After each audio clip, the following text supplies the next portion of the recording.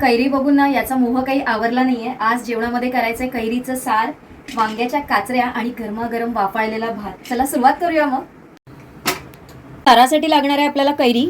एक छोटी कैरी घेतलेली आहे, 2 लसणाच्या पाकळ्या घेतल्यात, 1 चमचा धणे घेतलेले आहेत, खोबरं घेतलेलं आहे अर्धी वाटी आणि कोथिंबीर आणि 3 हिरव्या मिरच्या घेतलेल्या आहेत मी। आता आपण हे मिक्सरमधनं बारीक वाटून घेऊ। मिक्सरमधनं वाटताना याच्यामध्ये थोडंसं मी तांदळाचं पीठ वापरलंय। आता साराला छान फोडणी करून घेऊ। तेल तापवलंय, त्याच्यामध्ये भरपूर असं लसूण घेतलंय, राई, जिरं, कढीपत्ता, थोडंसं हिंग टाकून खरपूस रंगावर ही फोडणी परतून घेतलेली। त्याच्यामध्ये वाटलेलं मिश्रण होतायचं, तुम्हाला पाहिजे तेवढं पाणी होता। एक उकळ आली की मीठ टाका, थोडीशी कोथिंबीर टाका आणि छान आपलं सार तयार झालेलं आहे। वांग्याच्या कापा करून घेतलेली आहेत, त्याच्यामध्ये मीठ टाकलेलं आहे, कोकमाचा आगळ टाकलाय, हळद टाकले, मालवणी मसाला टाकलाय, धना जिरा पावडर टाकले, थोडीशी कोथिंबीर टाकलं आणि सगळ्या कापांना हे लावून घेतलेलं आहे। आता हे फ्राय करण्यासाठी मी इथे एक पॅन गरम करायला ठेवला आहे आणि मी ना आपलं जे मालवणी वड्याचं पीठ असतं ना त्याच्यामध्ये ही कापं घोळवून घेतलेली आहे। याने देखील टेस्ट खूप छान येतात आणि मस्त कुरकुरीत आपल्या या काचऱ्या तयार होतात।